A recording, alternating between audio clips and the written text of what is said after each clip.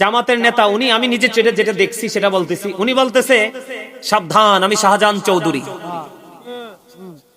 ইনি বলতেছে সাবধান আমাকে যে না চিনে তার বাড়ি ঠিকানা মাটির নিচে। খেয়াল করেন, তিনি বলেছেন আল্লাহ সিদ্ধান্ত নিয়ে নিয়েছে আবার জামাতকে ক্ষমতায় পাঠাবে। জোরে কন্যা নাউজুবিল্লাহ। এই বক্তব্য 100% কুফরি। কারণ আমি আগেই বলেছি আল্লাহ কোনো কিছু করতে হলে সিদ্ধান্ত নিতে হয় না, আল্লাহ বলে কোন হয়ে যাও, ফায়াকুন হয়ে যায়। কথা কি বুঝে আসছে? আবার তিনি বলেছেন ওনার জন্য নাকি সূর্য দাঁড়িয়ে থাকবে। আর জোরে বলেন না নাউজুবিল্লাহ। ওমা, এটা আমি, আপনারা অনলাইনে দেখেন না, আমি বানিয়ে বলছি না, আপনাদের ঈমানকে ধরে রাখার জন্য, মজবুত করার জন্য বলছি। কারণ এই বক্তব্য বিশ্বাস করলে কারো ঈমান থাকবে। আপনার আমার প্রথম কাজ ঈমান, এরপরে আমল। কথা কি বুঝতে পারছেন?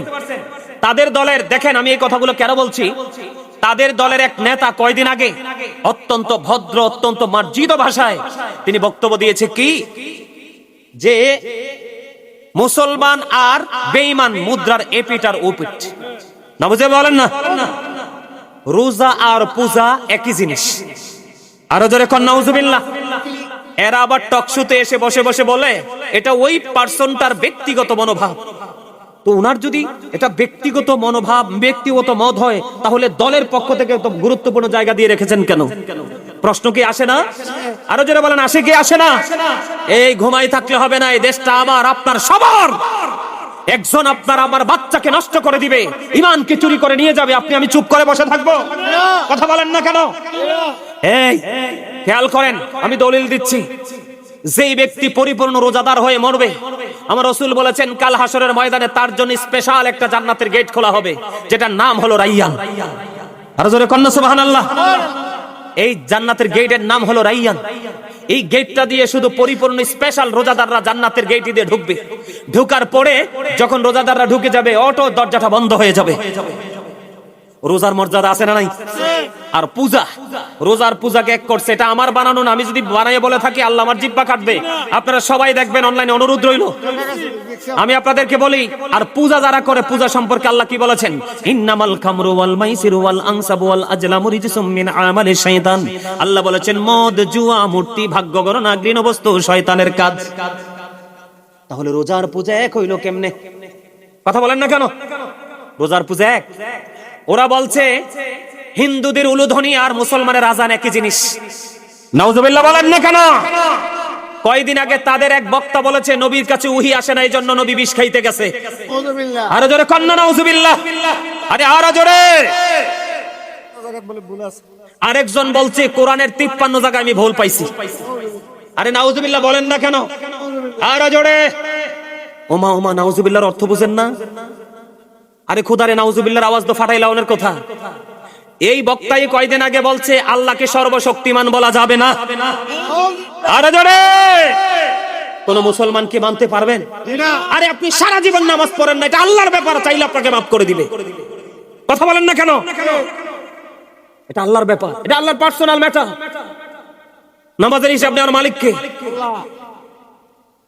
কথা কি বুঝতে পারছেন?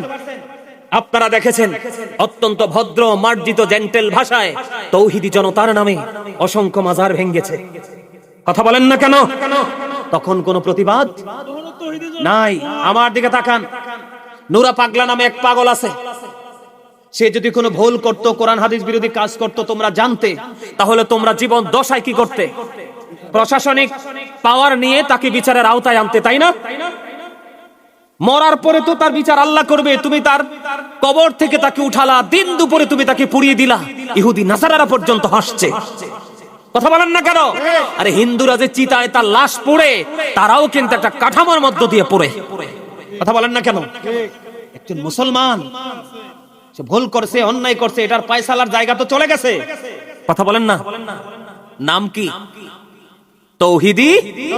এই তৌহিদি জনতা কারা? এত বড় বড় অন্যায়, এত বড় কুফরি করেছে। আল্লাহ রাসূলের হাদিস থেকে বলছি, ক্বালা মান সাব্বা নাবিয়া ফাকতুলহু ওয়া মান সাব্বা সাহাবী ফাদরিবুহু। নবীকে যারা গালি দেয় তাদেরকে হত্যা করে ফেলো, আর সাহাবাকে যারা আঘাত করে গালি দেয় তাদেরকে প্রহার করো। একবারে বাইন্দা দাও মায়ের। এটা হাদিস শরীফ। কথা বলেন না কেন? আপনাদের বরুড়ার মধ্যে একটা কুলাঙ্গারের খবর পাইছি। কথা বলেন না কেন? যিনি কম দিচ্ছে আপনার আমার নেতা হয়ে, এই কম দেনেওয়ালা লোকটাকে তো নির্বাচিত আপনি আমিই করেছি। আমার কথা বলেন না কেন? আপনি আমি যদি তার ভোট ব্যাংকে যদি ভোট জমা না করতাম তাহলে কি সে বিজয়ী হতো? কখনো বিজয়ী হতো না। নবীজি বলে গেছে ভোট কিন্তু এটা একটা আপনার ইমানি দায়িত্ব। ভোট কি কেন ইমানি দায়িত্ব? আপনি যাচাই বাছাই করে ভোটটা দিবেন। কি করবেন? ভোটটা দিবেন। আমার আপনার আমাদের সবার ভোটের মাধ্যমে যদি একজন ভালো মানুষ নির্বাচিত হয়, তাহলে আপনার আমার সমাজ, আমাদের আপনার আমার সমাজে, আপনার আমার এলাকায় শিক্ষা ব্যবস্থা সবকিছুর উন্নতি হবে। মানুষের চরিত্রকে পরিবর্তন করার জন্য শিক্ষার কোনো বিকল্প নেই, তবে সেই শিক্ষাটা হতে হবে সুশিক্ষা। আমি আপনাদেরকে বলি, আমি এখনো পর্যন্ত, আমি যদি আমার ভাষায় বলি, এদিক তাকান, I like to study for help আদার। আমি এখনো পড়তে পছন্দ করি, জানতে পছন্দ করি, জানাতে পছন্দ করি। আলহামদুলিল্লাহ বলবেন না? আরো জোরে বলেন। আমি আমার দেশকে ভালোবাসি, দেশের মানুষকে ভালোবাসি। I love my country and countries people. আমি আমার দেশকে ভালোবাসি, আমি আমার দেশের মানুষকে ভালোবাসি। আমি ভালো থাকবো, আমার দেশের মানুষকে ভালো রাখবো। রাখতে হলে আপনার আমার জীবনে একজন নেতা প্রয়োজন। কি প্রয়োজন? এই নেতা হতে হবে গুড ক্যারেক্টার সম্পন্ন, মানে সুন্দর চরিত্রের অধিকারী। শোনেন, আমি আপনাকে বলি, সমাজ কলুষিত হবে তখন যখন কোন চরিত্রহীন, যখন কোন ক্যারেক্টারলেস, যখন কোন ন্যায় নীতি, ন্যায় পরায়ণ থেকে দূরে থাকার মতো একজন মানুষকে যখন আপনি নির্বাচিত করবেন, সেই মানুষকে নির্বাচিত করার কারণে আপনি মুসলমান থেকে খারিজ হয়ে যাবেন। কেন? এটা আমার কথা না, হাদিস শরীফের কথা। রাসূল বলেছেন, তুমি জানো একটা মানুষ অপরাধী, তুমি জানো একটা মানুষ জালেম, তুমি জানো একটা মানুষ মানুষকে নির্যাতন করতে পছন্দ করে, তুমি জানো একটা মানুষ আরেকটা মানুষের সম্পদ লুটলিট করতে পছন্দ করে। এত কিছু জানার পরেও তুমি তাকে সমর্থন করে বিজয়ী করেছো। সে তো যতদিন পর্যন্ত তার সময় সীমা আছে ততদিন পর্যন্ত তোমাকে আমাকে চষবে। তাহলে এটার জন্য দায়ভার কাকে নিতে হবে? আমরা সবাইকে। আমাদের ঘুম ভাঙতে হবে, ঠিক কিনা বলেন? সামনের দিকে ঘুম ভাঙবেন তো, নাকি ঘুমন্ত অবস্থা থাকবেন? যদি আল্লাহ দিয়ে নির্বাচন হয়, সবাই নির্বাচনের কেন্দ্রে যাবেন, পছন্দের প্রার্থীকে দেখে বাছাই করবেন, ভোট দিবেন। আর যদি বলেন যে না, আপনার পছন্দের প্রার্থী নাই, আপনি ভোট দিলে তাকে ভালোভাবে মনে করেন না, আপনি ঘরে বসে থাকবেন। এটা আমার সাজেস্ট। কি ঠিক বলছি না? আরো জোরে বলেন, আরো জোরে। এটা কখন করবেন? 5 জন দাঁড়াইছে ভোটে। কতজন? 5 জন দাঁড়াইছে। 5 জনই আপনাদের কাছে একটা সুদ খায়, একটা ঘুষ খায়, আরেকটা জায়গা দখল করে, আরেকটা রাতে ঠেক দেয়। মানে তার ক্যারেক্টারটা তুলে ধরলাম, সাপোজ কথার কথা, মানে বাকি অন্য কিছুটা আপনাদের চোখের সামনে থাকে, সেটা অ্যানাদার সাবজেক্ট, ঠিক কিনা বলেন? তা আমি একটা এক্সাম্পল দিলাম, একজন কি খায়? পুরো এলাকায় সুদ খায়, ঠিক কিনা বলেন? আরেকজন এমন ভাবে টাকা লাগায় রাখছে, আপনাকে পিছন দিয়ে লুক দিয়ে ফেসে ফালাইবে, এই কারণে, কারণ আপনাকে সে কিস্তি দিবে। কথা বলেন না কেন? সে আপনাকে কি দিবে? কিস্তি দিবে। 50,000 টাকা এক বছর আপনার থেকে নিবে 75,000 টাকা। সেটাও বাটপার। কথা বলেন না কেন? আরেকটা আছে লাঠিয়াল বাহিনী তৈরি করে রাখছে, কাকে নরম পাবে, কার জায়গাটা দখল করে নিতে পারবে। তো এইরকম চরিত্রের যখন লোক দেখবেন 4 জন আপনার এলাকায় নির্বাচনে দাঁড়াইছে, কেউ ভোট কেন্দ্রে যাবেন না, তখন তারা বুঝতে পারবে যে আসলে আমরা কেউই নেতা হওয়ার যোগ্য। তখন এই 4 জন মিলে আপনাদের সমাজের সবাইকে নিয়ে মিটিং ডাকাবে। কথা বলেন না কেন? তখন আর তার মধ্যে ক্লাসিফাই করার মতো মানসিকতা থাকবে না। সবাই মিলে 4 জন মিলে এসে কি করবে? আপনাদেরকে ডাকবে যে আমরা 4 জন অপরাধ করেছি তোমাদের দৃষ্টিতে, এখন তোমরা বলো আমরা কি করব। তোমরা অপরাধ থেকে মুক্ত হও, আমরা তোমাদের সবার মধ্যে 4 জন থেকে যাকে বেটার মনে হবে তাকে নির্বাচিত করব কিছু সময়ের জন্য। এই সময়ের মধ্যে যদি তোমার উন্নতি হয় তাহলে তুমিই থাকবে, না হয় আমরা নতুন কিছু বেছে। কথা কি বুঝতে পারছেন? আপনাকে সাবধান হতে হবে। রাসূল বলেছেন কি, চরিত্রহীন লোক ক্ষমতায় যাবে, তার মানে আপনার মধ্যে একটা ভয় রাখতে হবে, আল্লাহ গো আমার সমাজেরটা যদি চরিত্রহীন হয় তাহলে প্রত্যেকটা সেক্টরকে গজব দিয়ে ধ্বংস করে দিবে। আপনি কি মনে করছেন ভূমিকম্প এমনি এমনি আসছে? প্রত্যেকটা যন্ত্রের একটা মূল আছে। মানুষের মূল কোনটা জানেন? নাভি। কি কথা বলেন না? বডির মূল কেন্দ্রটা কোনটা?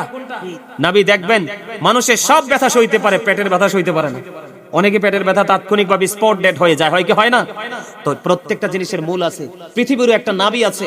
যখন আল্লাহ রাব্বুল আলামিনের নাফরমানি বেশি বেশি হয়, আল্লাহ তখন পৃথিবীকে, ফেরেশতাকে বলে এই জমিনের নাভি ধরে টান দাও। তখন জমিন নাচতে থাকে, অবকাঠামোগুলো ভাঙতে থাকে, প্রিয় মানুষগুলো মরতে থাকে। এটার জন্য দায়ী কেউ নয়, কারণ আল্লাহ বলেছেন আল্লাহু লা ইউহিব্বুজ জালিমিন, আল্লাহ জালেমকে পছন্দ করে না। ওয়া মা লিজ জালিমিনা মিন আনসার, জালেমরা যখন বিপদে পড়ে আল্লাহ তাদের জন্য কোনো সাহায্যকারী রাখে না। আল্লাহ বলেছেন ইন্নাল্লাহা লা ইয়াজলিমুন নাসা শাইয়্যা ওয়ালাকিন্নান নাসা আনফুসাহুম ইয়াজলিমুন, আল্লাহ বলেছেন বলেছেন আল্লাহ বান্দার উপর অত্যাচার করে না, বান্দা নিজেই নিজের উপর অত্যাচার করে। যাবেন কই? বাঁচার রাস্তা আছে? আরে এই দুনিয়াতে তো অসুস্থ হলে ডাক্তার পান, আল্লাহ বলছে লা ইয়ামুতু, মরার সুযোগ নাই, ফিহা ওয়ালা ইয়াহইয়া, আর বাঁচারও সুযোগ নাই, ওমা হুমান হাবি গায়বিন, ওখান থেকে আর পালাবারও। তাহলে বুঝতে পারছেন তো, আপনি যদি ভালো মানুষ নির্বাচন করান, আপনার এলাকা থেকে অটো আর চুরি হবে না, গরু আপনার বাড়ির উঠানে খোলামেলা বেঁধে রাখতে পারবেন, কেউ নিতে পারবে না, কারণ দিন শেষে হাজিরার নেতার কাছে কি আছে? নোটিশ। কথা কি বুঝতে পারছেন? ওমা আমার কথা যদি বুঝে না হয় বলো হুজুর আপনারটি পছন্দ হয় না, বলেন। আর যদি পছন্দ হয় তাহলে আমাকে সারা দিয়ে বুঝাতে হবে যে আপনার কথা আমি একমত। আরো জোরে বলেন একমত কিনা, আরো জোরে বলেন। এবার আসেন নাম্বার 2, ফার্স্ট চলে গেছে। আমি কত তারিখে ইয়াতে যে গেলাম, চট্টগ্রাম যে গেলাম, চন্দনাইশ 26 তারিখ, 27 তারিখ যাইতে আমার দিকে রাখা